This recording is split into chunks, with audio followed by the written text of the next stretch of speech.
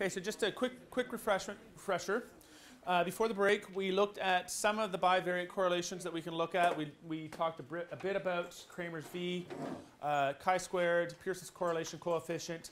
These are fairly commonplace. Often you won't see them in a report. They'll be homework. People will do this stuff behind the scenes just to identify whether or not it makes sense to go on with a project. So if, for example, you ever proposed a project in our institute, one of the things I'd probably instruct our database analyst to do is to just take a really rough, quick, dirty look at some of the relationships between the variables that you hypothesize to be important.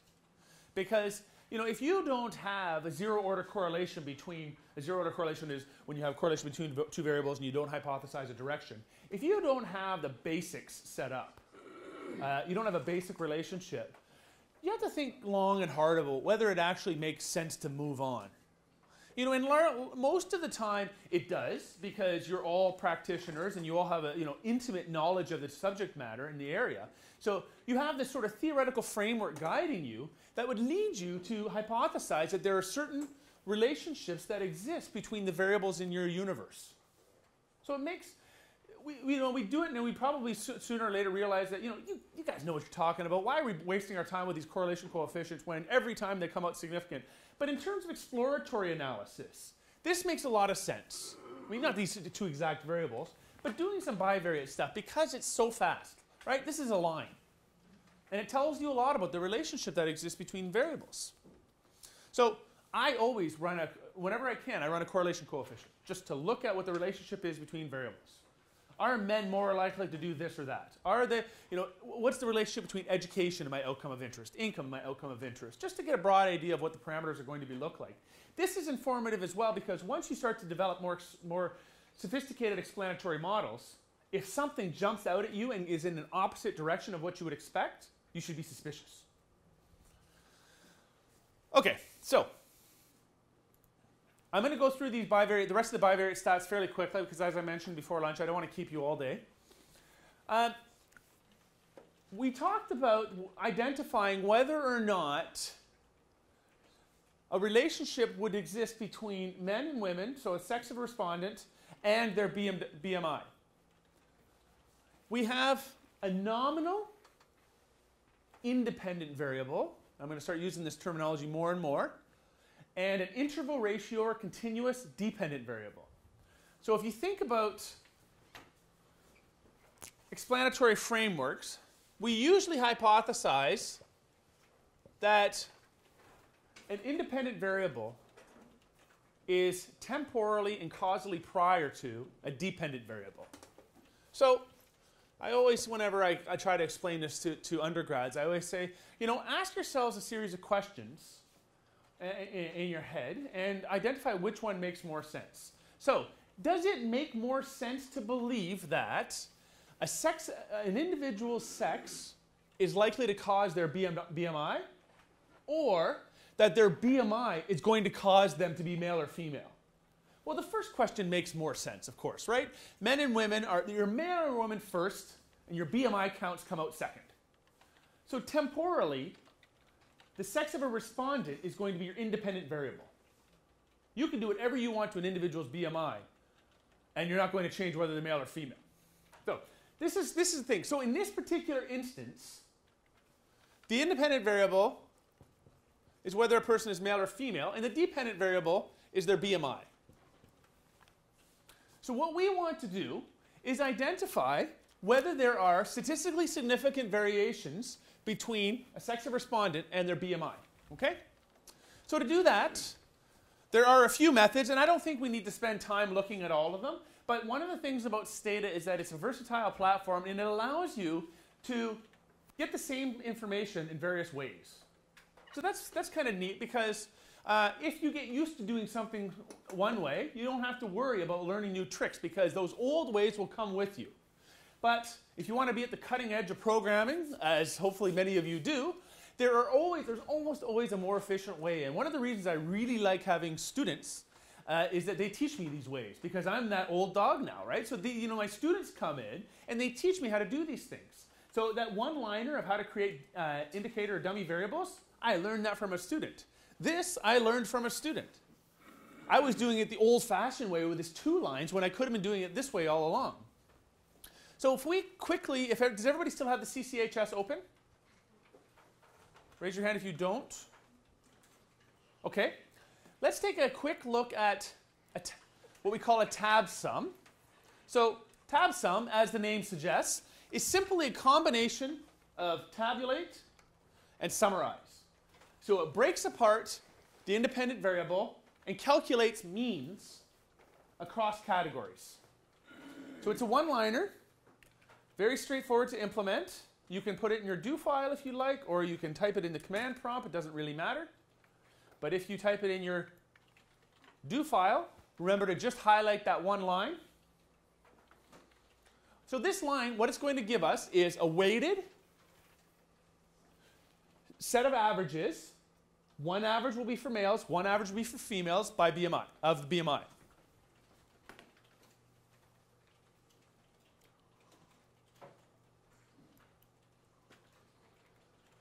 Okay, so I will, sorry, did everybody get the syntax down that they needed? No? Okay, okay, I'll put it back up. All right. There is. There is. Brackets matter. Case matters. Spaces sometimes matter, as as you find out.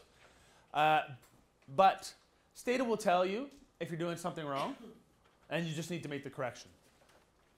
So if, for example, I changed these brackets to a round bracket, I would get a scolding.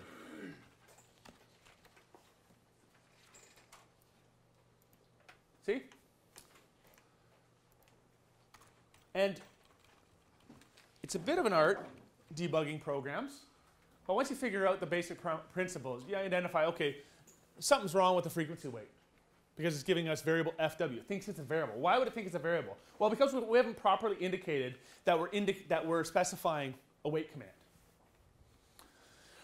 Okay, so what we have here is, does everybody have the same numbers? Yeah. Good. Yeah. Who has a higher BMI? Men.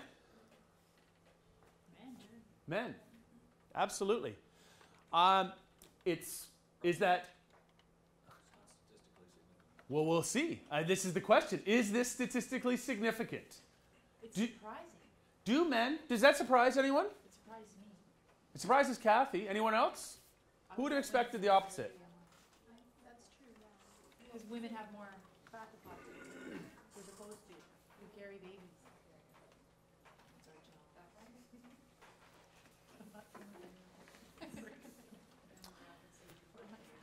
Maybe it is. I'm not sure what the explanation is.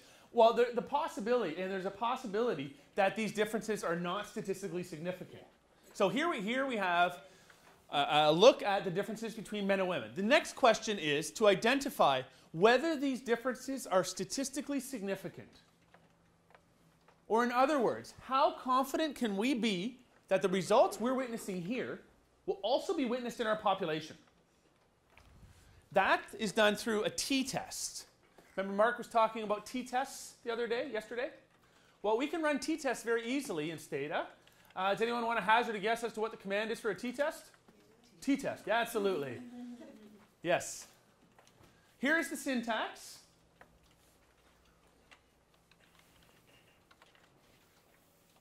Just that one line? The top line first. Let's do the top line first. So, what you're doing here, and if anyone is interested in knowing what a t-test is, I can explain it in 10 words or less. Basically, this is a distribution of an individual's BMI. Let's suppose that this is what it looks like for males. Let's suppose that, women are lower, so I'll go like this. This is what it looks like for females. What a t-test does is identifies whether that gap, so the gap between means, is likely to be found in a population based on the characteristics of this sample. So in other words, yeah, we're seeing something in the sample here, but this sample was concocted by somebody at StatCan that we've never met, we know nothing about, we don't know anything about their family, their children, who they've married, what their lineage is, so we don't know if we can trust them or not. What we do is map this onto a theoretical population that we feel we know a lot more about, and identify whether we have a significant amount of comfort in the idea that this would also be seen in that theoretical population. In that theoretical population, for our purposes, is the Canadian population. But we don't have information on the Canadian population. We only have the sample. We have this 125,000 observations. We can weight it, but we don't know if that weight's right. Remember the one case represented 95 people? What if it should have actually been 92 people or 93 people? There's some error there. So we have to be sure, pretty sure, that this gap would also exist in the population. Because if it doesn't, then we don't really have any need to proceed. And the amount of certainty that we want is typically, just by convention of the social sciences, 95%. So we want to be at least 95% certain that there are statistically significant differences between our group. The t-test will tell us that. This line, if everyone has it, is the syntax that you need.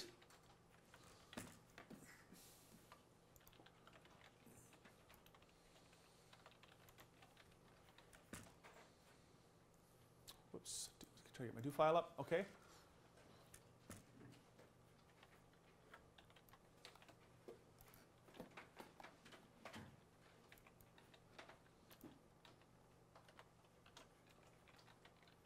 Oh, that's not coming out very good. Does anyone else's look better than mine? Yeah. Okay, I'm going to try rerunning it for a second. That's awful. Yours is just double spaced. Yeah, the spacing is odd for some reason. I can't work. I can't work under these conditions. There we go. Okay. How's that? Better. Here is the mean difference between groups, right? Those numbers should look familiar to you.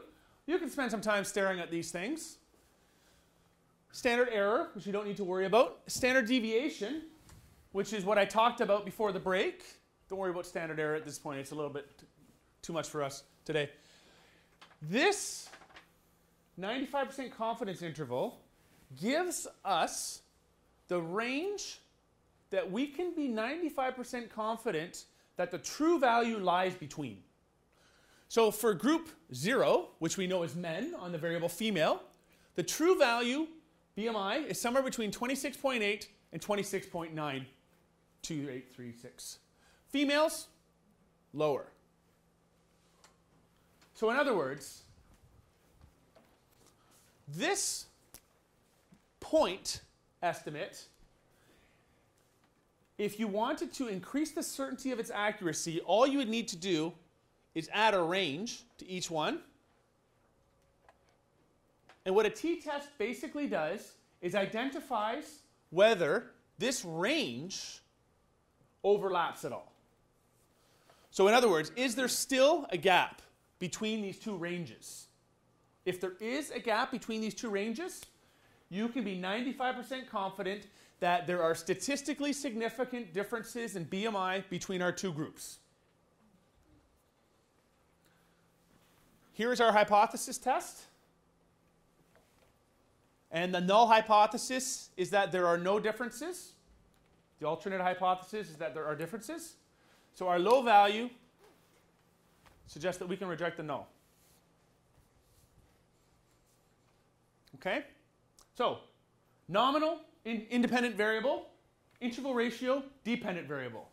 Statistically significant differences between the groups.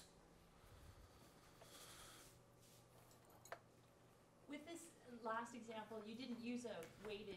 Does it make any difference? No, it shouldn't. Well, it'll make a bit of a difference, and if you want to use the weight, there's, again, another literature on whether you should use weights when you're doing this or not. The reason you would not use weights is because it is testing the probability that your results, as obtained from the sample, reflect a hypothetical population. So it's a theoretical test. It's a theoretical population rather than an actual population, and a lot of people don't trust. Some of my colleagues in economics are notorious for this. They don't trust the weights calculated by Statistics Canada. Why wouldn't you? Because this is how these are so there are cottage industries. If anyone's interested in developing a knowledge in this. Cottage industries in identifying how to properly calculate population weights, how to identify whether population weights are accurately calculated or not, and also whether it makes more sense to use an actually calculated population weight from somebody you've never met versus a hypothetical population that has a sound statistical knowledge behind it. I'm not going to wade into that debate. If you want to apply weights here, you can, you may. Most of the time for t-tests, I don't, because this is the one time where I try to assess it against that hypothetical population. It's your call. So what you'll learn over time is that this seemingly precise science has no consensus. It seems to have very little consensus on what to do on the details. Okay, so if there are no questions, oh, I'm sorry, I have one more thing to show you. The next line is slightly different. So the mean BMI of our sample is 26.5. You may not want to compare two groups. What you may want to do instead is compare each group to the average. So are males or females above or below average with BMI? Well, because we have statistically significant differences between the two groups, and because there are only two groups, this example doesn't make that much sense. But if you had many populations, let's suppose that rather than comparing men and women, we were comparing ethnic groups, calculating a global mean and comparing individual groups to that global mean starts to make a little bit of sense. So if that was the case, and we don't have to do this, if that was the case, what you would do is test whether there are significant differences from a value rather than two groups. And you would use this command, the by sort, so it would run these things for every single group. So the first time it goes through this loop, it will take the value of female 0 and identify whether there are differences from 26.5. The second time, it will do the same thing for females. So it's splitting the file. Splitting the file, yep. And it will split the file as many times as you want. As many times as there are unique values in this variable. See, these are some of the things that a program like SPSS just can't do as well. Okay. So, Dr. Mark clobbered you with all of this stuff. I'm going to propose that for average day-to-day garden variety policy analysis, this goes a long way. An awful long way. These things, they become more and more complicated, and what you'll often find is that the results don't differ significantly. So I have them sort of I try to put in a special effect of fading fonts there to give you the idea, that you can get a long way, go a long way by knowing these three things. And and coincidentally, these are the three things that we'll try to get through today. So, I love to talk to people about marital satisfaction and life satisfaction. Sorry, let me step back a bit. I like to talk to people about life satisfaction and looking at how things like marriage affect life satisfaction. And perhaps this is just me being grumpy because I'm common law and never got married. My parents never got over the fact that I didn't get married. So they talk to me every now and then about levels of happiness and life satisfaction. They don't use this terminology, but they talk about life satisfaction and how things are not going to be as good for me and how I'm missing out on the best things of life and they're also Dutch Reform, so they have a couple of words of condemnation for me in there, and they kind of roll it all in, and we talk about these things. What I like to do is try to come back with some arguments to talk about whether or not actually being married has an impact on your life satisfaction. So I took this chart, not to them, but I took this chart and took a good look at when the debate started to come up, and I was really fascinated at the differences that exist between wives and husbands and their levels of life satisfaction, self-assessed levels of life satisfaction over time. So look at the gap here. And these correspond roughly with age. They're not exactly mapped onto age. They're instead stages of family life cycle. So the first stage is when you're newly married, the honeymoon phase, at least for the wife. And then The second is when you have a newborn, or you buy your own first house. So you go through a series of life transitions. And looking at what happens to men across this whole life phase, here's when you buy a house. Because often, I mean, not to be too gendered, but often when you buy a new house, the man gets thrown in the dungeon to do all the repairs on that house. So down, way down. Dips up a little bit when they have their first child, because once you have your first child, it's often the woman in the household, talking about heterosexual relationships, it's often the woman in the household that suffers. So she kind of just in total negative spiral down to oblivion for women over time. Men jump around a little bit. This is when the kids leave the house. So even lower. And then they realize, the male realizes, well, maybe life's not so bad. Takes mom quite a bit more time to figure that out. And then things come around, and men actually just continue to go up. This last phase is retirement, by the way. This last phase, this is death. Nobody's happy about that. So this last phase is retirement, and men just keep kind of moving on, up and onward and upward. Whereas women, when they retire, their husband often retires as well, and then they realize that they've lived with this man for their whole lives, and they don't actually know him that well. So what happens? Like, oh, what have I done? So we see this downward spiral again. So I think this is really interesting because you can kind of map it onto phases in the life course. The problem with this is if you were to take an average, what would this look like? If you were to do a t-test, what would it look like? Well, what it would show is that, I hypothesize that what it would show is that men are consistently lower than women, and that the difference is statistically significant. Because for most of the life course, that's true, right? But this is a much more interesting story, I think. So the CCHS has a bunch of stuff on life satisfaction. And we can look at it, and we can look at it across marital status.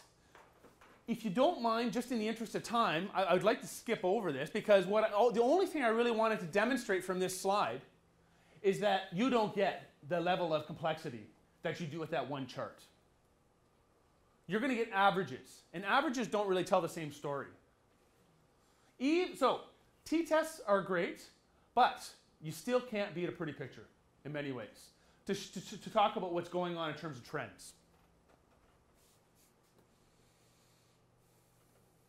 There's also a growing literature that I just think is fascinating about, and of course this is sociologists. The term they often use here is false consciousness. So people think they're happy in their marriage, and they'll say they're happy, and often self-reported questionnaires are inherently problematic because people don't know, this is the literature, people don't know whether they're happy or not, right? It's like, did anybody ever read B.F. Skinner talk about freeing the happy slave? Well, if you're a slave, but you're happy, is it actually better to know that you're a slave? If somebody says, you're working for free and that you're a slave, would you rather have that and be freed so that your conscience is lifted?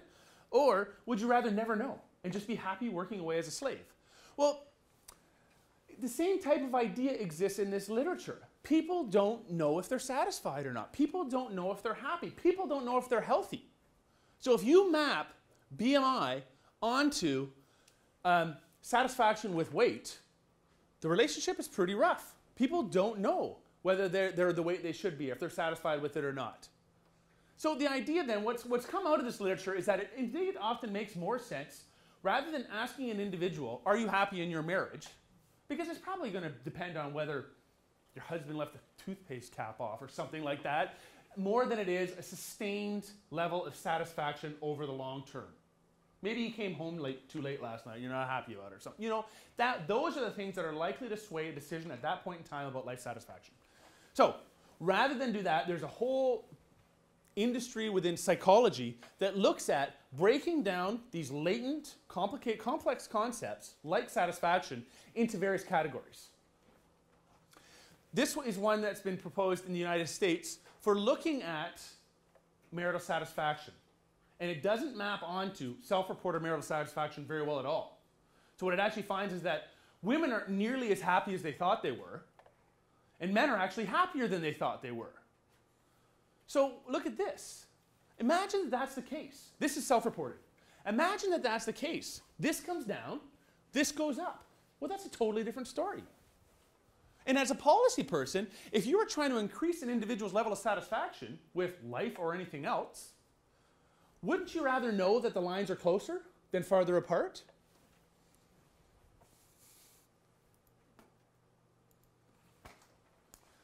So these things exist for depression, these things exist for life satisfaction, these things exist for so many different characteristics of the population. Ostensibly, they're supposed to be a more accurate measure than just asking a person whether they're happy or satisfied. So I understand that a lot of information is self-reported in surveys, but there's always some justification to have some suspicion around, or not suspicion, question them. Like, do people know? Are things actually as they say they are? Where did this come from, sir? Oh, I can send you the reference for it. Yeah, sure.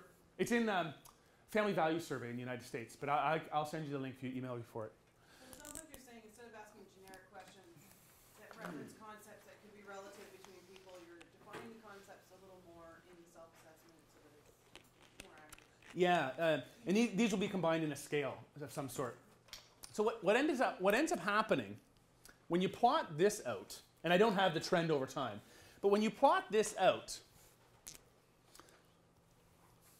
before marriage, what these results show is that before marriage, men think they're happier, women think they're miserable, but these things converge before marriage. After marriage,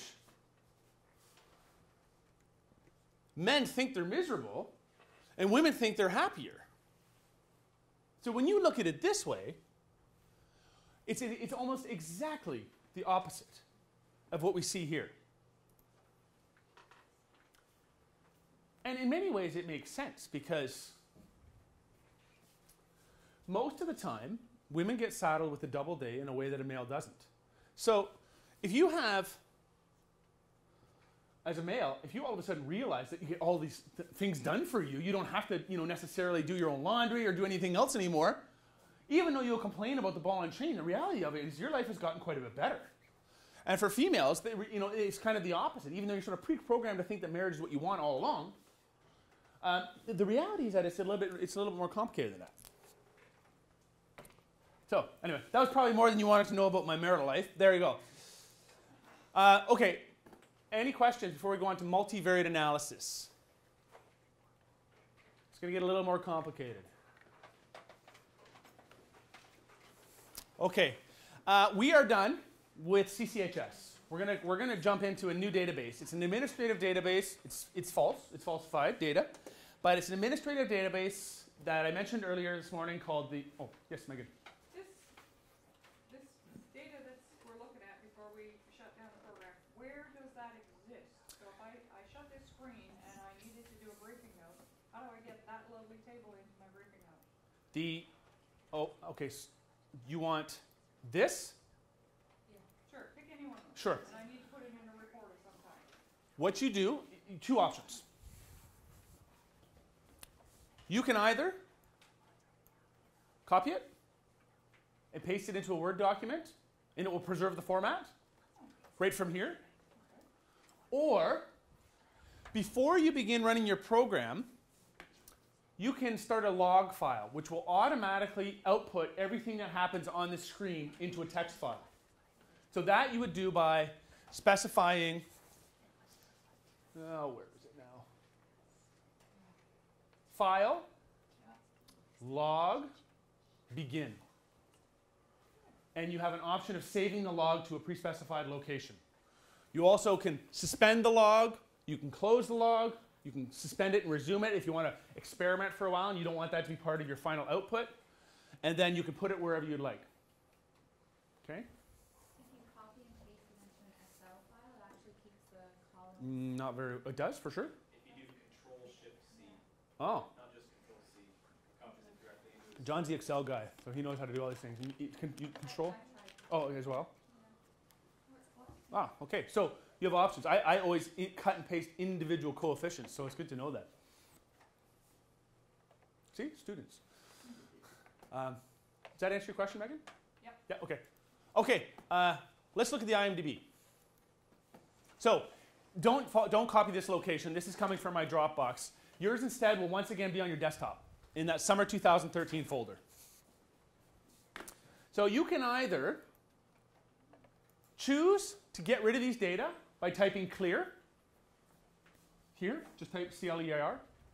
Or if you double click on the other data set, it will open up a new copy of Stata. So I usually like to hit clear. And you open data by using the file pull-down menu, open, desktop, fake summer 2013, fake IMDb.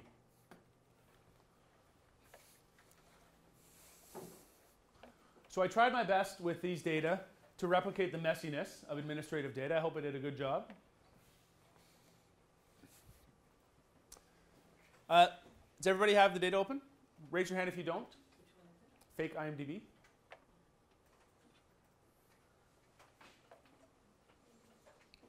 Okay, so just to remind you about what this file does, is it picks up immigrants at time of landing, asks them a series of questions, keeps those landing data sheets, subsequently links it to their tax files. So, if somebody lands, and it's done this for many years. So if somebody lands in 1982, they will have a landing record from 1982.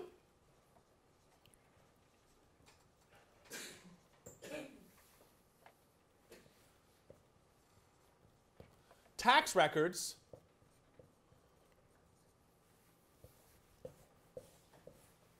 for 1982, if they file, 83, 84, all the way up to 2010. If somebody lands in 1992, they're going to have a landing record from 1992. They'll have nothing here, right? Up to 1992, they'll have nothing because they're not here yet. And then they'll have tax records from, if they file in 1992, 1992 all the way to the present. So what you can do here with these data is look at earnings trajectories across various dimensions. So let's suppose, and there's a big literature on this in labor economics, let's suppose that you hypothesize that every successive cohort of immigrants is doing worse than its predecessor. What you would expect to see then, and what you're going to do with the IMDb, is take somebody from 1982, plot their earnings over time, compare that to somebody from 1983, maybe there wasn't that much of a difference, all the way to the present. Each line will be a little bit shorter because you don't have as many observation points, but still you get an idea of what the gaps look like. Are they tracking the same way in terms of earnings? So, immensely useful, incredibly complicated, because the 1982 land has a tax file all the way, a tax data file all the way from 1982 all the way to 2010. So there are 20 files. Just for that one person, you have to link all of these data files together. Somebody who came in 2002 will only have 8 files, tax files to link to. So different numbers of files based on when an individual lands. These data, because it's a huge file, it takes, when you send the syntax into StatCan, it runs over the weekend because all these things have to happen. What we have here instead is I just created 2 fake tax years, 1 fake landing record, okay? So you actually know the year in which an individual lands from 1982 all the way to 2010, but the tax files I only created 2 years, okay? So we're going to observe them for 2 points in time. And let's suppose that we want to look at whether an early training intervention, randomly assign an early training intervention to immigrants because there's a concern about this downward trajectory. Can we modify this by providing language training? Can we modify this by providing any other form of training, credential recognition programs, etc.? Does it have an effect both immediately, so on this gap at entry, and also in terms of the trajectory? So 2 questions. Both are interesting. But we need to know how to do this. So how would we test this effect? So one possibility, is simply a pre-post, right? Pre-training, post-training. The syntax is nothing that you haven't seen already. There's a tab sum for the year. This is a hypothetical 1998 year. This is the syntax that I was given. And this is for the year 2000. So I guess there are actually 3 tax years. So let's look what happens in 1998. Let's look what happens in the year 2000. And if there was an intervention of some sort between those 2 time points, the assumption would be that the difference between the group that received the intervention, the randomly assigned intervention, and the group that did not see the randomly assigned intervention, if there's a difference, that difference is attributable to the intervention. Okay, let's try it. So the syntax is here. All you need to do is a tab sum by income year, tab training, comma, sub.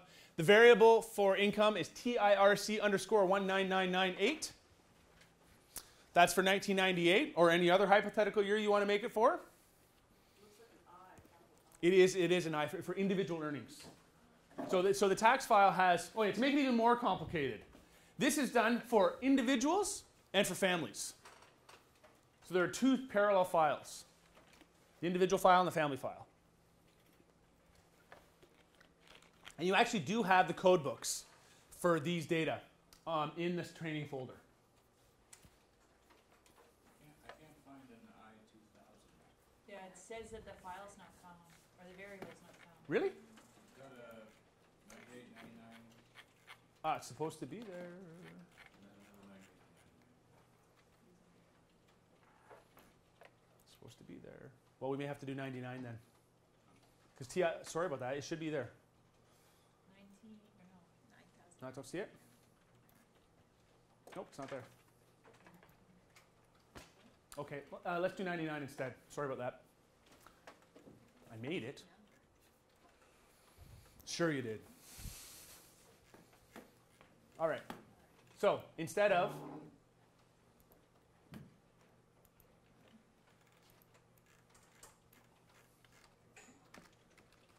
we'll do this instead. And that should be there. So imagine that the intervention occurs somewhere in here then instead, okay?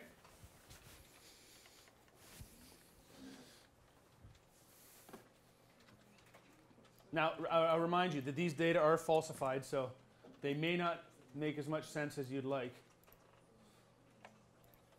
Are 98 and 99 supposed to come out the same? Nope. Are they? Yes. The falsified data there? This is why. Mine says 1999. Okay, let's try it. Could everybody just, sorry, we have to quickly create a variable if you don't mind. I'll just go through the limited commands and you can do this. I don't know why these data didn't show up. Could you please type the following? Jen, TIRC, whatever the, hang on a second, I'll get the syntax for you.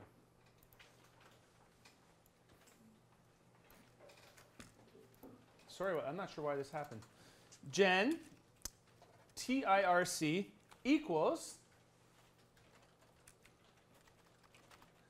TIRC 9999 times random. Okay, so this syntax. So what we're going to do, because this is a hypothetical example, what we're going to do is create hypothetical income data by multiplying a previous year by a random multiplier. So that's why the results won't make sense. Does everybody see the syntax? So we're creating a new variable, TIRC underscore I2000, and we're setting it equal to a previous income year, also falsified, times random.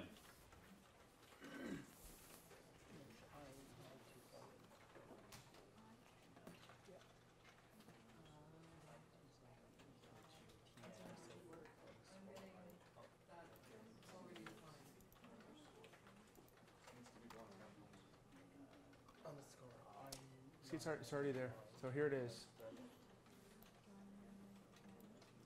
It's already defined? Then it should be in there somewhere.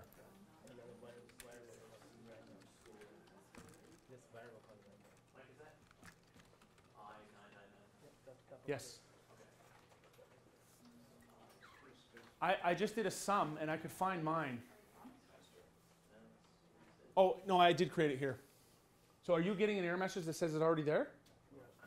Is everybody getting the new variable? Raise your hand if you're not. Okay. Yes. Well, it doesn't, whatever, as long as you remember what it is. TIRs. One more 9. 9999. And even if you, okay. Yeah, just, there you go. Yeah, and one more 9 should work. I'll get it. I forgot random. Okay. Okay, good. Times. There. Or plus. It doesn't matter, as long as the numbers are different. Anyone else?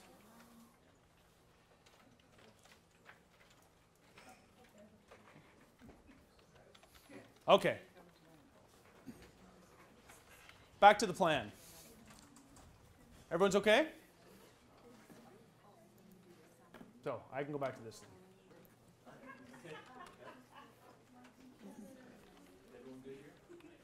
Okay, sorry about that. Yes.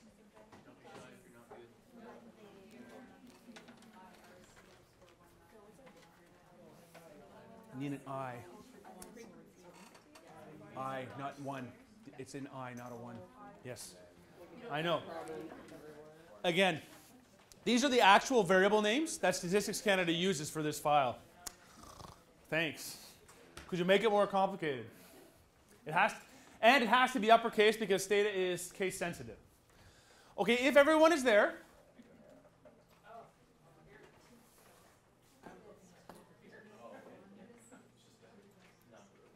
If everyone is there, could we all run the tab sums? These things that I have highlighted?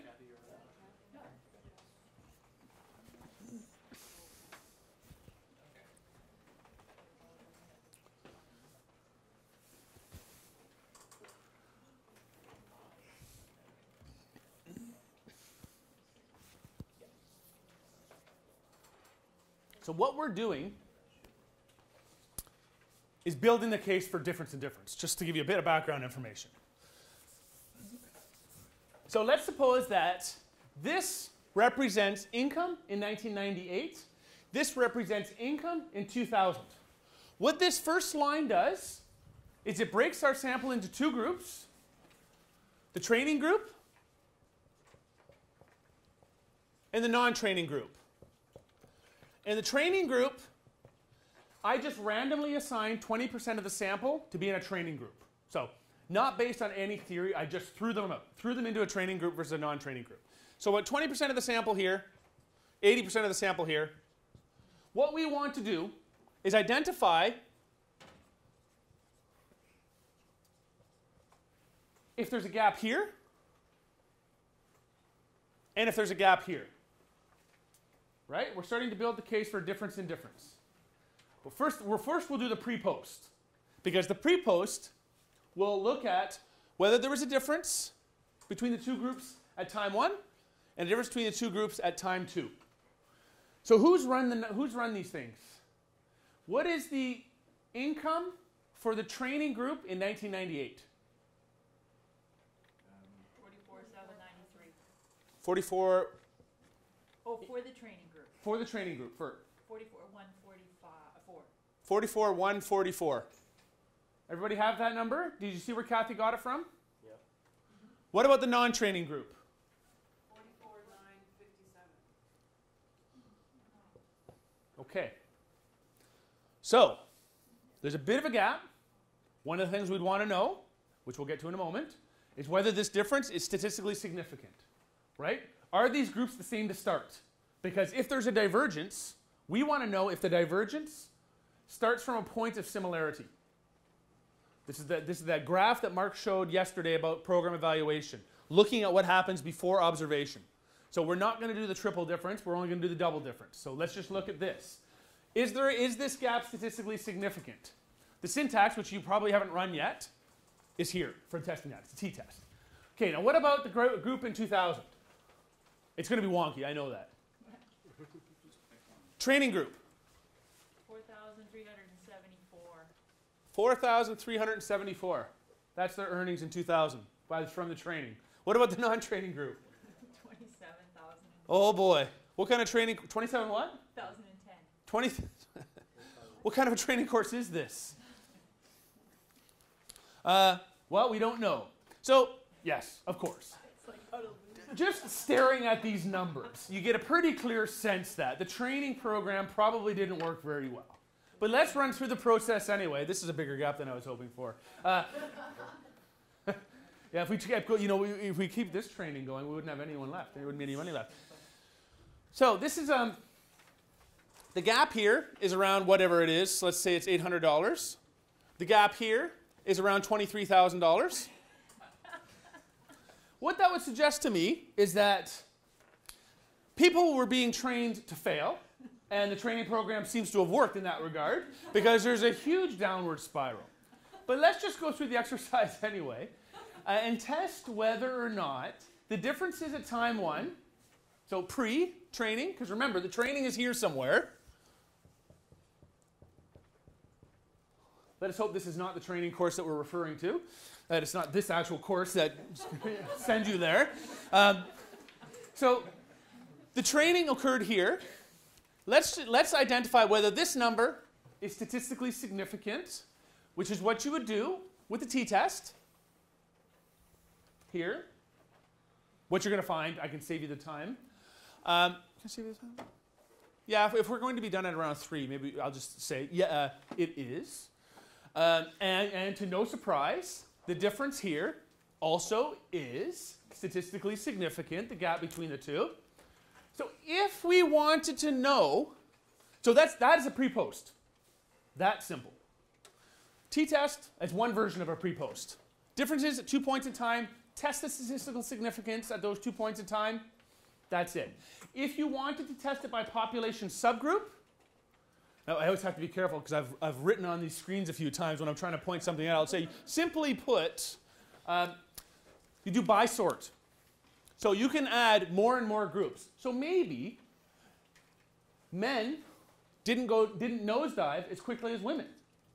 Who knows? So you could test that by putting by sort female at both points in time. And that would give you all the differences you need to see if the difference in differences between time 1 and time 2 differ by males and females. That's not a triple diff. It's a difference in difference across population subgroups. Or pre-post across population subgroups. The difference in difference is, who knows? Any ideas? How you calculate the difference in difference here? On the order of 22,200. Absolutely. Yeah. 23,000 minus 800. Everybody see where we got that from? These people didn't start exactly the same place. They didn't end at exactly the same place. But the overall secular difference along the time trend is this amount, 22,200. So that is basically a computationally simplistic way to do difference in difference models. But you won't get published in journals. You can't give this to your ADM or DM because there's no fancy model, there's no Greek, there's nothing. So you probably would want to go a step further, and I'm being sort of facetious, but it may be that there are various reasons why people didn't do well over time. Maybe there are other characteristics or things that went on in people's lives that suggest that this difference would have been fine. Maybe this training program was so good that people left.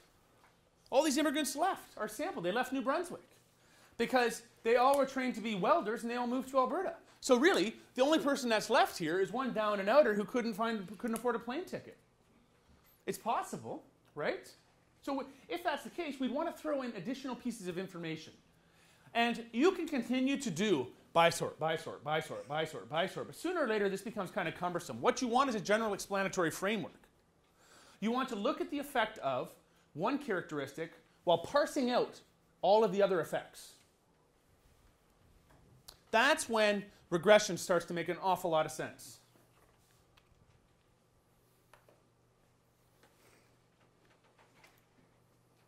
So, just for two things to throw in, I thought, well, maybe the year a person lands makes a difference. If it's a language training course, maybe people that have been here for a long time won't get as much out of the training because they already can speak English or French.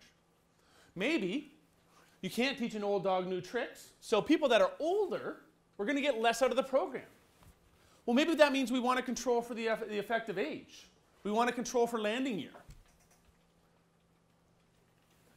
Once you start to do those subsequent things, regression makes more and more sense.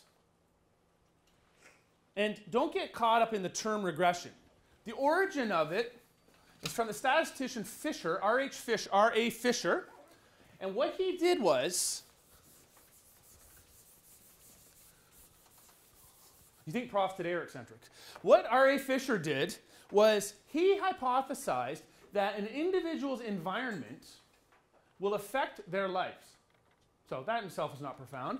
The way he tested it is by sending bean seeds to all of his friends, because he was well-traveled, so he had friends all over the world, and he asked them to grow beans in their backyard, green beans. And what he wanted them to do is measure the average length of the green bean that came off of the plant. So what he was hypothesizing is that the environment will make a difference on the outcome. What he found was, after everybody, all of his diligent friends diligently planted these beans, they probably thought, what am I getting here? This guy's sending me beans. But they did it, and they grew the beans. They measured them all. They sent all of the information back to Fisher. And what Fisher wrote in his memoirs, he said, I can't understand it. No matter where I send them, I'm paraphrasing obviously, no matter where I send these bean seeds, they all tend to regress towards a mean. From that point on, this whole process has been called regression. So, doesn't mean that we're doing anything other than sort of adopting an historical convention and taking it with us as a term. Stata, the term for regression, is regress. The short form for it is reg. The format is that you always put your dependent variable first. So think about, again, independent variables, dependent variables. What is the thing we are trying to explain? Income at the last observable time point, which is Turk IO 2000. Sounds like a robot or something. The things that we're using to explain the difference is whether or not somebody received training. We've thrown in their landing year and their age, because we think they may tell part of the story as well. So now all of a sudden, we're in a framework, a multivariate framework, where we have 1, 2, 3, 4 variables, one of them dependent, 3 of them independent, and we're going to try to build a model towards trying to explain the factors behind an individual immigrant's income in the year 2000. One of the factors is whether they received a training intervention. So this is not yet a difference in difference. This is just standard regression. So I'll leave this up. Once again, if you'd like to type it into command prompt versus in your do file, it's fine. You should be able to send these do files to yourself if you have an online email account. So you may want to save them, I don't know. But the syntax is very straightforward. It should all be in one line. So even though mine carries over, it should all be in one line. And our beloved friends at StatCan, once in a while, they use a double underscore. Other times, they use a single underscore. So if you get an error message, it may well be that they're seeking a double underscore. Okay? So I will jump over And the more complicated these models become, the more it makes sense to start using this variable window. I don't know if you found that yet or not. It makes sense because human error is probably the #1 cause of statistical error. And this is no exception, because, you know, how would you know unless I told you that this is a double underscore versus a single underscore, et cetera, et cetera. So part of debugging is trying to enter the information efficiently. The best way is to use the actual variable names, because this is how they appear in the data set. What do you suggest? You just click? You can just click on them. Like, I'll show you. I'll just put one in and pull it out. So just double click on it and it pops in. So I have now TUTDN 1999. I don't know what that means. No wait. Remember, we're working with administrative data. No wait. So this is all tax filers. It's actually it's a subsample. I just took, I think, 10,000 observations, a little bit under 10,000 observations, 9,375 observations, and put it in the file. But the real data has millions and millions. Every immigrant that came to Canada between 1982 and 2010 by landing year. Okay. If you're happy and you know it, hit OK.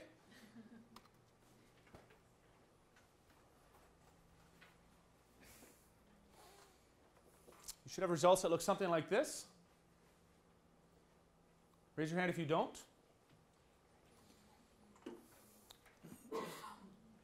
Okay, well, this is interesting, isn't it? So a few things should jump out at you. First, number of observations. This is particularly important with administrative data, because administrative data are often entered incompletely. So it's very possible that if you include a series of different variables, you're going to lose some, because if there are missing data in any of these variables, that whole observation is dropped. Okay? But 9375 coincides with that summary I did up top of income in 2000. So I'm fairly confident that, and I chose these variables because the data were completely entered. But, and I'll quickly do this, look at what this file looks like once you start scrolling across. Dots, dots, some incomplete information. So SVC for observation 2 has a value, but none of the other ones do. This is a special project code. So you really have to be careful with administrative data. And this is true for all data, but especially administrative data, to ensure that you're actually including a decent number of observations. So just by dint of choosing these variables, we're good. R squared. Remember that example I gave you before the break about Pearson's correlation coefficient, multiplying it by itself gives you an idea of the amount of variance in the dependent variable that is explained by knowing the values of the independent variable? Well, that was for one variable, one independent variable times one dependent variable. You can also do that for multiple independent variables and one dependent variable. So it becomes cumulative. So now, what we've done is explained about 25% of the variation in an individual's earnings just by knowing these characteristics. Now, again, don't put any weight in any of these numbers because they're all fake. But it appears that landing year and age do not have a statistically significant impact on an individual's earning in 2000, as we've coded it. I know that because we want to be at least 95% confident that the results witnessed here are likely to hold out in real life. That means that this value needs to be below 0.05. Statistical significance. It's the same thing with hypothesis testing. So you could more or less generate a hypothesis about every independent variable in our model. So I hypothesize that as somebody who lands more recently is going to benefit more greatly from a program than somebody that's been here for a longer time. And that would not be supported. I hypothesize that the older a person is, the more likely they are to benefit or not benefit from this program. Again, not supported. The only statistically significant predictor of an individual's earnings is the top one. Training. What's the last line, the CONS line? This one? No, the last. Oh, constant. Constant. That's an intercept. Okay. Good question.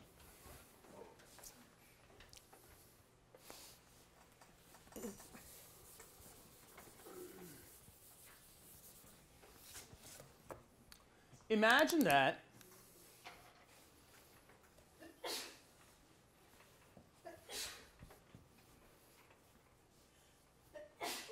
this is X Turk or whatever the variable is called, 2000. Along the y-axis. Along the x-axis is age. Let's suppose that we're looking at age. I'm using this one because it's easiest to explain. Okay. What this constant tells you is that this is an individual's predicted income when all other variables in the model are held at their lowest possible value. So our sample of tax filers includes everyone that's 15 and up. So the lowest value is 15. Let's suppose that the highest value is 65. It's probably not, but let's suppose that it's 65. What we're saying is that, actually, I'm going to step back for just a second. Let me just make this just a little bit more simple, if you don't mind. I'll take out a few variables first. I got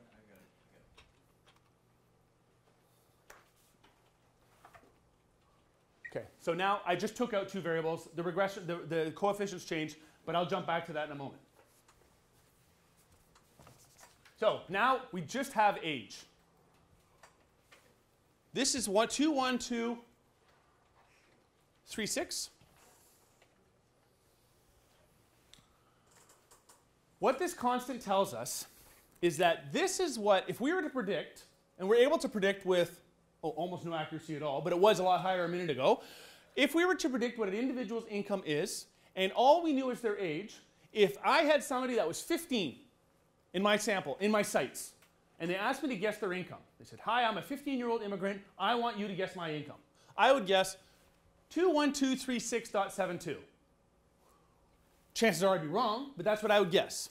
So, this is the value that the regression tells us to guess when we have information about an individual's age. This coefficient, which isn't statistically significant, so we can't actually do this, but let's just pretend that it was significant for a moment. This coefficient tells us that for every year increase we see, we would expect to see an increase of income of $27.69. Okay? So it's just going to keep working its way along by $27 increments. That's it. That's your reward for longevity, folks. $27 every year that you age. All the way to age 65. So it'll just go along like this. That's with a single independent variable. Now, imagine that we throw in additional independent variables, which is what we've done. What you need to do now is imagine that there's an x-axis, there's a y-axis, and now if we include another independent variable, we have a z-axis. So this all of a sudden becomes 3D. I'll show you why I failed out of art school in a moment. So this is a z-axis. Now imagine that along the z-axis we have landing year. The first person in our landing year file landed in 1982, 2010.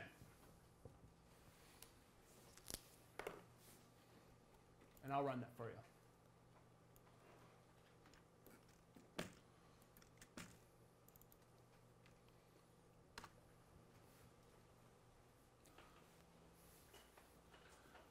As landing year increases, so as a person becomes a more recent immigrant, for every year of recency, increase in recency, what we have is a penalty of $3.87. So once again, okay, same thing. Now, finally, let's get to the main model. Because this is the thing we're interested in, the training intervention. I can just leave it here. This is where the analogy, this becomes a four-dimensional plot, which doesn't exist. And along that fourth dimension, what we have is a dummy variable where the lowest value is 0. So I'll draw it here. Let's just pretend that that's the fourth dimension. The lowest value is 0. The highest value a person can have on that variable is 1. The amount of increase or decrease from the one increment increase is negative $22,630. So, by and large, this is where, so this would go down. And I can't draw it because we're into 4 dimensions. But, big hit for this training course. $22,000 hit.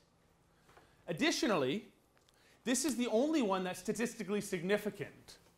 So most practitioners would urge caution, severe caution, in putting any weight in the results for landing year, the results for age, etc.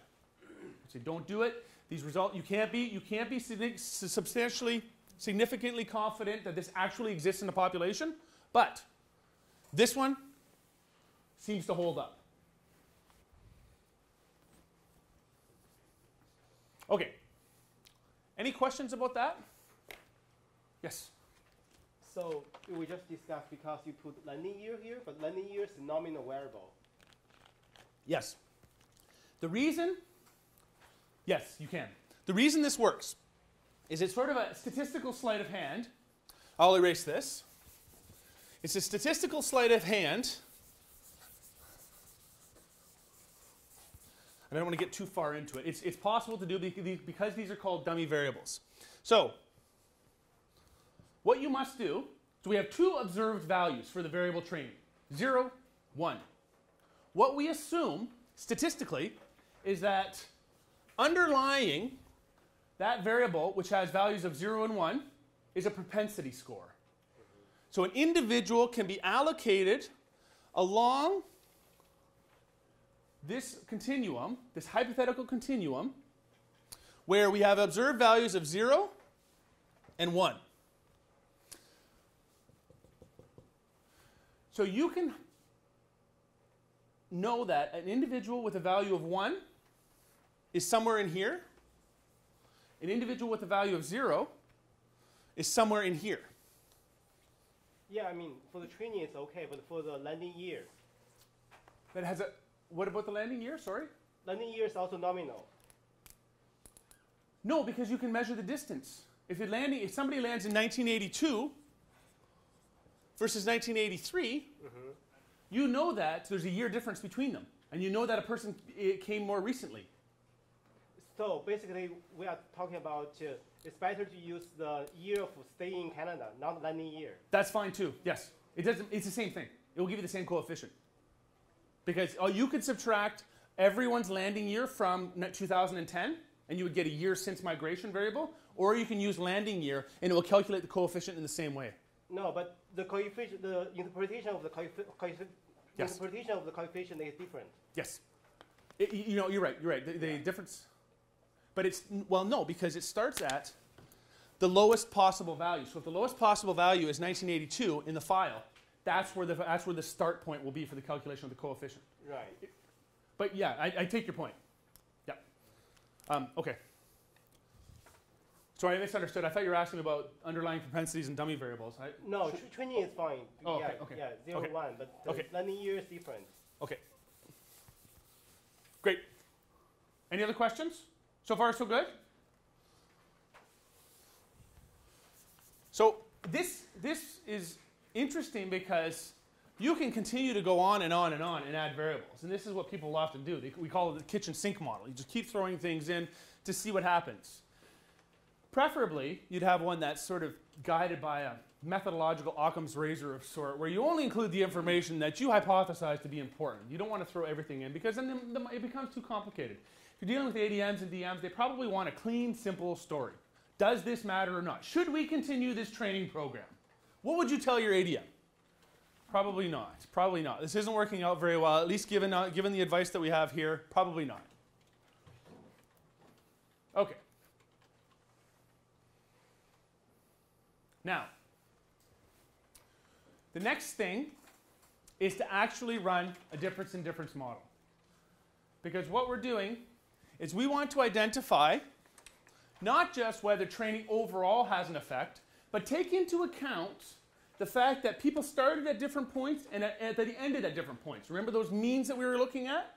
To account that, to put that into a regression framework, what you would do is two ways. So Mark was talking about two different ways yesterday.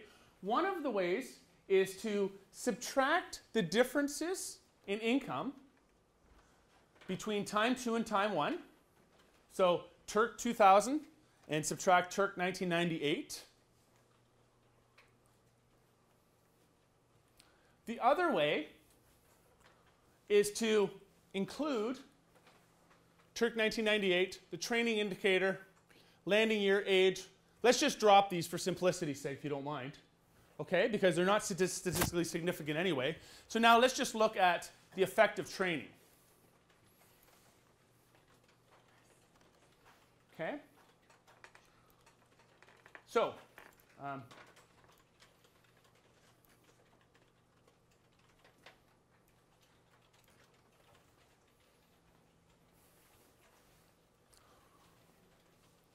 to generate the difference between an individual's income between 2000 and 1998, you need to create a new variable using the gen command that we learned about earlier. And all you would need to do, I can't remember what I called the variable, but diff 9800. I used to work at Statistics Canada, so maybe that's why I have at least as bad a choice of variable names. Diff 9800 equals, and then you subtract our income variable, X Turk, whatever it is. I'm trying to find where it is. There. From there. Right? That's the right variable, is not.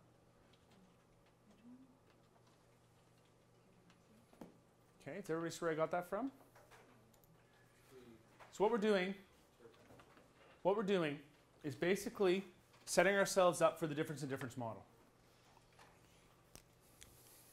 Because what we're interested in is what's happened over the observation period. So we're looking at people between 1998 and 2000.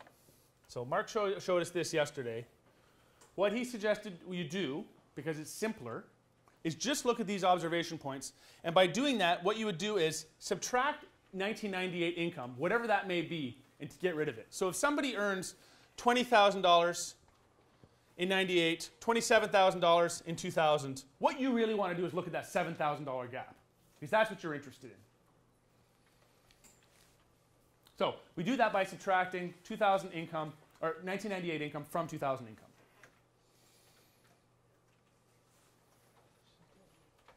Okay, does everybody have that? This new variable?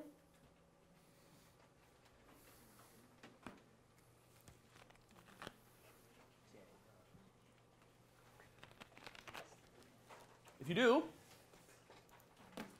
the regression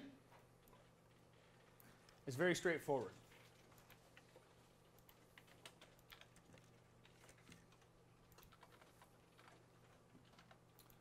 All you need is your newly created variable by a training indicator, and it will look at the differences over time.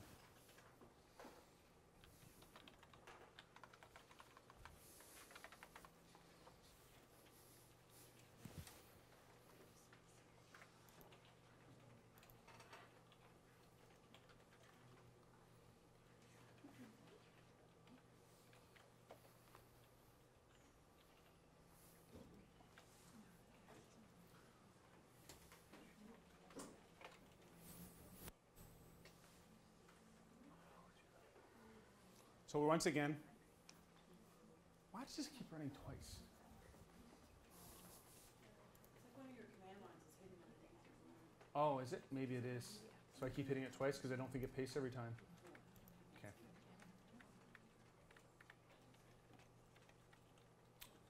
Okay, so that's basically saying that there's a $20,000-ish hit. You would ignore the constant here. All you're interested in is the change over time. There's a $21,000 hit. That's the effect of the training program, which coincides with what we saw earlier when we were comparing means. Okay? Or, if you want to be a little bit fancier, you can work. Did Mark talk about interaction terms yesterday? Okay. You would include an interaction term. And this interaction term, basically, an interaction term hypothesizes that there is not only a straightforward relationship between each independent variable and the dependent variable, but also these variables are themselves different. So if you're talking about somebody who's received a training program over time, that you'll have an effect of training. Actually, I should be more accurate and make it downhill. You have an effect of training over time, but that this effect, let me try this again. You'll have an overall income effect over time. So that's probably the income effect. You'll have an effect of, and you'll have a differential effect on this master trend based on whether somebody received training or not. So if this was the trend for people overall, this is what would happen for those that received training. So that's the interaction effect. So it allows you to identify whether the effect of a particular variable differs, substantially alters an overall trend, which is what we're trying to do with the difference in difference. Okay.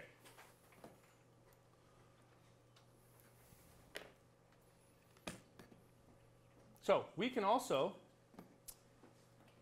do it this way, and what you'll see is that the numbers are going to be quite different. I need to generate a new variable that I call training times income in 1998. So I'll jump back to the PowerPoint. So what we do is include an individual's income at time 1, include whether they received training or not, and then hypothesize that the way forward will be moderated by whether or not they received training. 3 variables.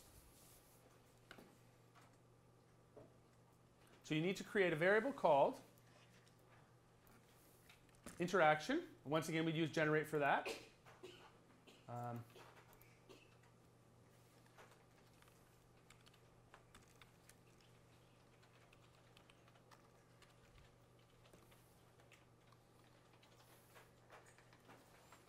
You multiply training 98 by training. Turk 98 by training.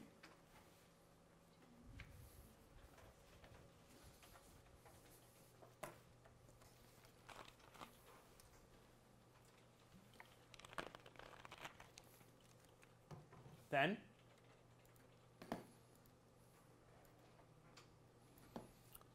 run a model.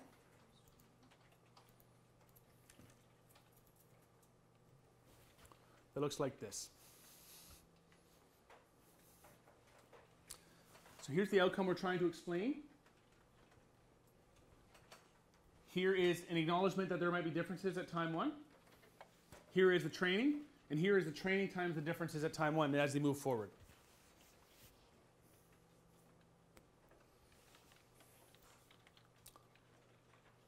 Oh my, what did I call it?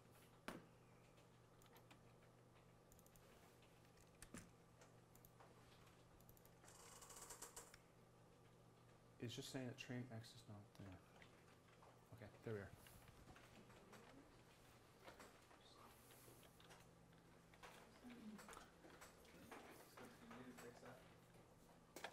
Pardon me? How did you fix that? Oh, I just cut and pasted the variable from where I generated it. So I went back to here, and the variable looked exactly the same, and Oh, it's capital. Oh, okay. Oh, right. Yep. I had a lowercase x versus a capital X. Thanks.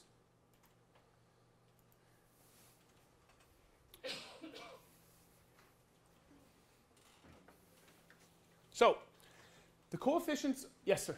The new variable's value is 0 and 1? The new it will be Or 0 in the value? 0 times the income value. So it'll be either Yes. income value or 0. Yes. Any income value. So, yes, that's correct. So, thank you. So what just happened here, and these coefficients are quite different, and the only way you'd be able to convince yourself that you're actually looking at the same thing is to plot it. But what just happened is that we created a new variable right here that identifies the effect of the training has on an individual's income trajectory. So what we're doing is looking at the overall income trend here. So for every increase in earnings in 1998, so if somebody earned $1 in 1998, we would expect them to be making 0.59 more than that. So $1.59. If you earn $2, it'd be 2 times this, times 2 times this. So 320 or whatever it would be. Okay? If they took training, what this is suggesting is that there's going to be a bit of a difference at time 1, but it's not statistically significant. What is significant is that of the dollar increase for everyone that did not take training between 1998 and 2001, 50 cents of it will be taken away for those that got training. So that's the divergence. As individuals without training continue to see an increase over time, individuals without training did not.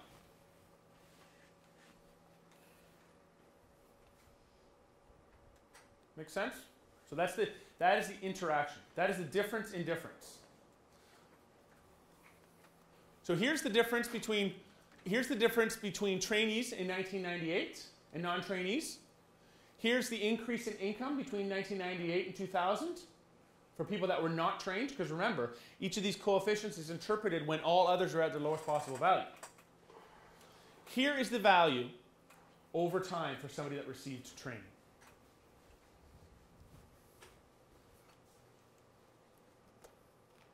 To convince yourself, you'd have to actually multiply this through. So if there are 100,000 different income values, you would have to plot these 100,000 values on a line to show the difference. That's why the coefficients look as different as they do.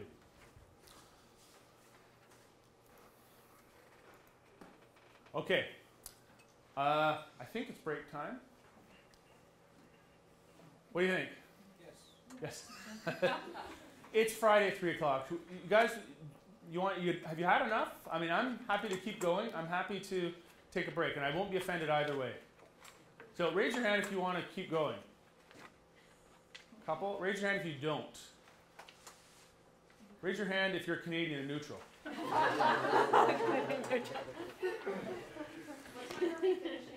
Well, that could be done by, I just want to put it on public record that if we choose to stop now, each of you is responsible for not using the data that John stayed up at 3 o'clock to create. I know, it's terrible. Do you mind taking a 10-minute break and we can come back? I'll run through this stuff very quickly, okay? It's for the good of John. I talk about apples. The underlying principle of difference in difference models is straightforward, but once you start getting into interpretation of coefficients, it can be a little bit more complicated. And it's just a thing that you kind of get the knack of as you work with it for a while. And the only way to really get into and do it would be to expose yourself as much as you can. We don't have time to do that, obviously, here, but I would, if anybody ever wants to have a discussion about what these things can do and how they could affect the work that you do, I'd be happy to come down and visit. Okay, so let's suppose that we have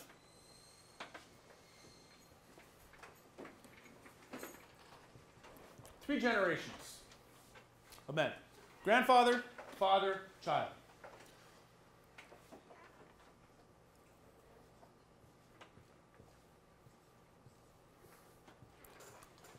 It's supposed to be apples.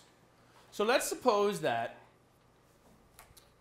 grandfather, you walked into a room and the grandfather had 1 apple, the father had 2 apples, and the son 3 apples. There are 3 possible explanations,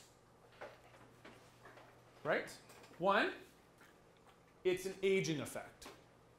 So, as child grows up, he'll eat fewer and fewer apples, so that by the time he's grandpa's age, he'll be down to 1. We call that an aging effect. And each of them has an expectation built around them.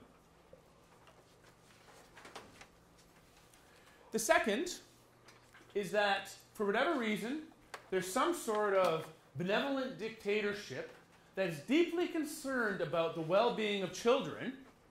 And what this dictator has done is said that, effectively, this is the allocation by individual. Okay?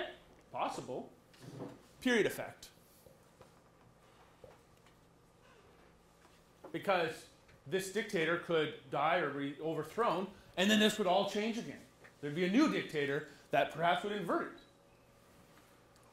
Finally, the third possibility is that every single person has been raised with a different series of expectations around what an appropriate number of apples is. So perhaps young child is just used to having 3 apples because his parents spoiled him. He got used to having 3 apples and an iPod and a Walkman and everything else, and is probably going to continue to have that. So as this child ages, this 3 apples thing isn't going anywhere, right? He's going to keep having 3 apples until the end of time. We would call that a cohort effect.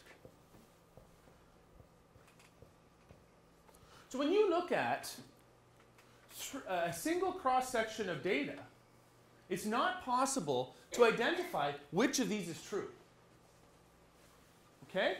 Because you really don't have any comparison point.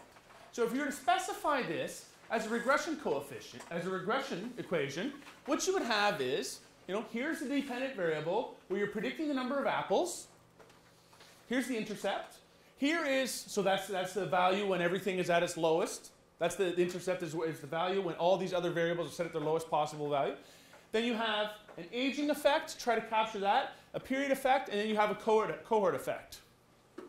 Since you can't identify these things in a single cross-section, what people will typically do is assume that one of these is 0. Because you can't identify them all independently. So what they'll do is they'll drop period. So this is in a single cross-section. When you pool cross-sections, everything changes again. Which means it brings us back to the difference in difference. So what you're doing, and this is what I was trying to explain before the break, what you're doing with the difference in difference model is you're looking at the differential rates of change over time. So if we had, I'll erase these. If we had a second time point, so this is t, and we'll call this t plus 1. If dad was now grandpa, because he's aged, so let's just work this through. Here's child now, and there's a gap here, or there's a baby. We can put a baby here if you want. When you have 2 cross-sections of data instead of 1, if child is eating 3 still, well, we're looking at a cohort effect. If papa is still eating 2, again, a cohort effect. And if we have 3, that's what this would look like at time t plus 1. Oh, actually, we don't know. We don't know what this baby would be up to. You know, perhaps there's a convention that's brought it back to 1 apple, or perhaps we just don't know. So that's the cohort effect. If it's an aging effect, what would we expect? I'll get rid of some of these things. A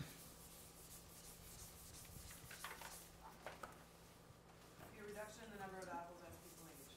Yes, that's right. What you would see is exactly this, except that as Papa is now up here, down to 1, 2, and let's just say 3, because now if it's an aging effect, we would assume that baby would be back to 2 on apple. So here's aging. Period effect, who knows what would go on the second time. So the reason people often assume there to be no period effect is because we can't identify what that effect is going to be. But when you have 2 cross sections of data, if, for example, we have something that looks like, oh, I don't know,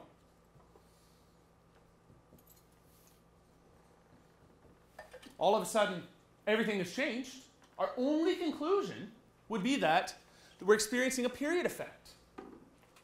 The way that you can separately identify each of these effects is with a difference in difference model. So that's exactly what's happening here. So rather than think about dollars, think about apples. Might make a little bit more sense. These will be the values at time 1. These will be the differential rates of change. This will be the interaction. So what has happened by cohort over time? What has happened by age group over time? And by doing these things, all of a sudden, you can identify which of these it's likely to be. Is that better? A little bit better? One last example. John is gone, so he won't ever know, but if ever you're stopped on the street by John and he asks whether or not we used his data, we can use it now so that the answer will be yes. So anyway, there's a bunch of things, there's a bunch of different effects here, and I'll leave these for all of you because the idea is by using a difference in difference model in cross sections of data, what you're able to do is identify the differences between what's been going on here, whereas in a single cross section you cannot. Okay? All right. So, here we are again. I'm just going to include these slides. I know you already have them in Mark's notes. Pre-post, you can see how the differences are going. Let's actually look at the census quickly, and we'll do a difference in difference model on the phenomena of out-migration from New Brunswick. So this is a topic that's near and dear to my heart, and all I want to do is set up a simple model that looks at whether men and women have been differentially likely to leave New Brunswick between 2001 and 2006. So if there was no difference in difference, what we would expect is that out-migration rates would be the same for men and women. They'd be the same in 2001, they'd be the same in 2006. If there's a difference in difference, what we would expect at time 2 is that either men have become more likely to leave than women or less likely to leave than women at a differential rate. So it's that differential rate that's of interest in a difference in difference model. Okay? So back to summer 2012, please. The data should be called something like census 2001_2006. If you could click on that, please. Yes? Is there any philosophical difference between difference in difference and a time lag analysis? Yes. Because the time lag, you don't know. It depends on the type of time lag you do. There are multiple. One of the time lags, often, do you mean a time lag? Well, you're going, I don't know what the time period is, but I'm assuming that these apples are censuses. So why couldn't you just treat the different censuses as a time lag? Because you wouldn't know the statistical significance of the difference across the time frame. Unless you include it in one regression model. And if you include it in one regression model, then effectively you are. Okay, so census 2001-2006. Does everybody have it open? Okay. It's very much a pared down data set. All it has is age, marital status, province of residence, currently, 5 years ago, sex, age, a bunch of other things. what we're going to do is look at the relationship that exists between period, female, and whether there's been a differential rate of out-migration. We could make this a whole lot more complicated, but we're actually not going to look at age, period, and cohort effects. We're just going to look at sex, time. All right. So what we need to do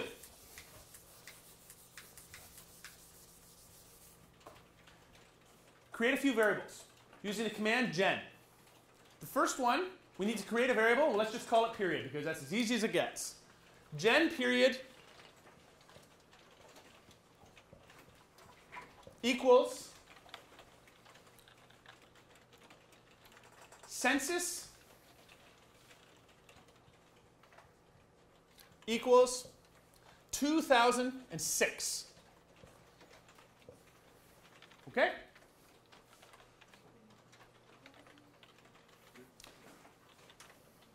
Gen female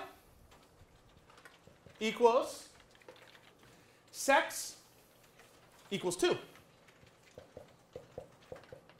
I'll tell you what I'm doing in a second.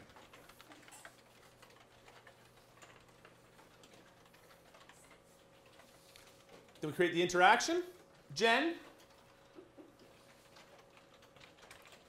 fem x per, whatever you want to call it, equals period times female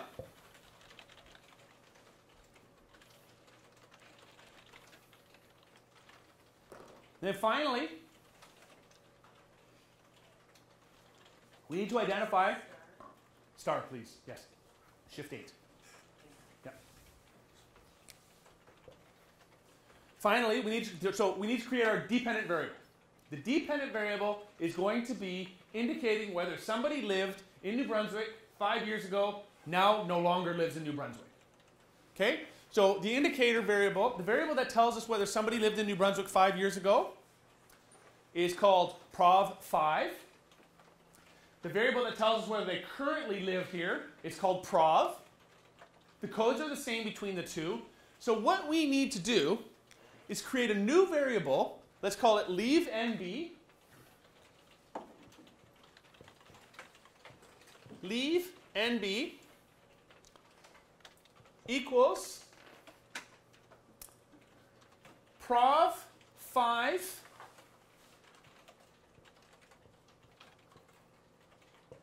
equals, and the code for New Brunswick in the census is 13.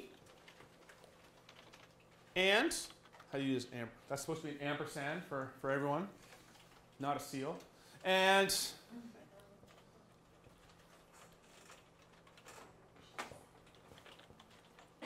prov does not equal 13. What's the not symbol? Tilde, It's beside the number 1. yeah, shift, and that little squiggly line right below the escape key. It's called a tilde, T-I-L-D-E.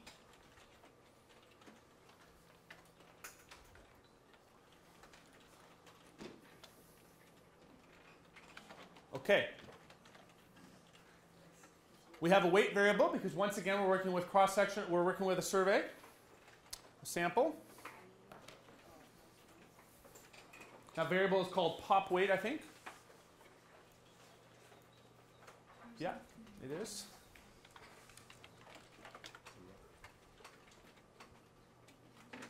Okay.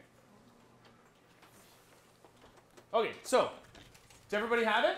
Yeah. The variables? No, not yet. Raise your hand if you don't. Few? Okay. Are you okay, Joy? Need help? You might need help reading my writing. I think so, yeah, that was it. Yeah, I know. It's embarrassing.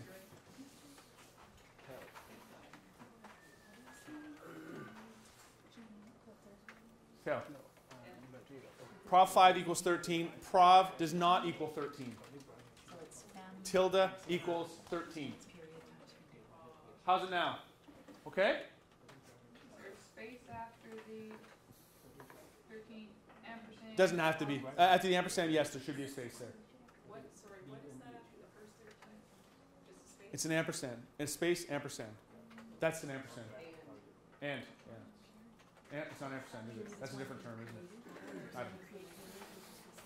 You know what I mean. You know what I mean. Oh, okay. All right. Okay. So, all the variables we need for this are created. So let's run a regression using the term reg. Leave NB. Oh, I didn't enter any of this stuff myself. Leave NB. Period. Female. Whatever your... Sorry, I've got to keep up myself.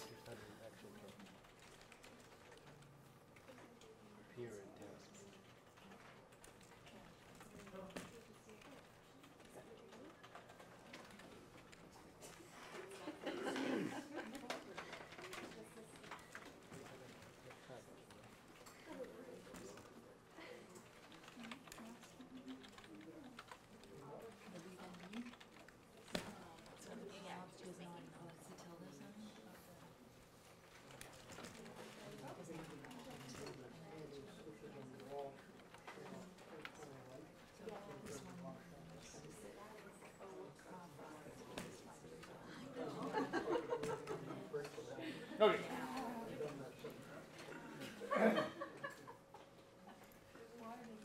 Reg. Leave NB. Female. Period. MX per.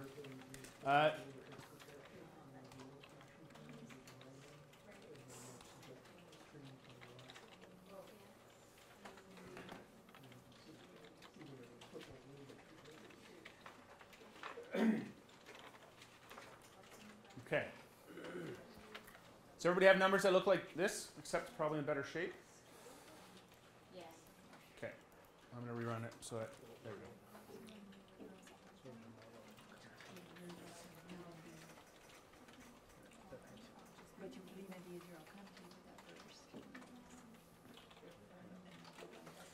So the way you would read this is that in 2001, there were no significant differences between the outmigration patterns of males and females. Right? This is the period 1 effect, the difference between males and females. This is the outmigration rate of males, which is statistically significant and slightly negative. So males became slightly less likely to leave over time. This is the outmigration rates of females, not significant. So in other words, females are as likely to leave in 2006 as they were in 2001, and men became ever so slightly less likely to leave over time between these two time points. Slightly, though. And that's it. We have explained exactly 0% of the variation in our model, so this is as bad as it gets. But it does sort of demonstrate why you would use a difference in difference model, because you have a secular trend over time, and you want to identify whether population subgroups deviate in terms of their outmigration trends. Okay, so that's hopefully a little bit easier to show with it why you'd use a difference in difference model. I'm tired. How about you guys? Any questions? Yeah, can you explain the outcome again? Like how you interpret? Sure.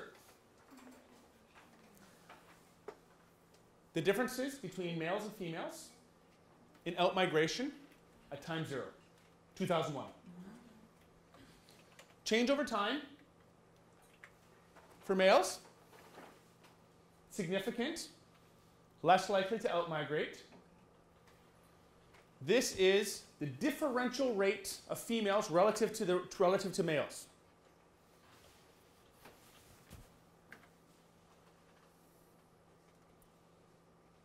Okay? So, the story is no story. Not much has happened. Now, if we were to throw 2006 and 2011 data up here, this would look quite different, I think. It'd be quite a difference. But, not that much here.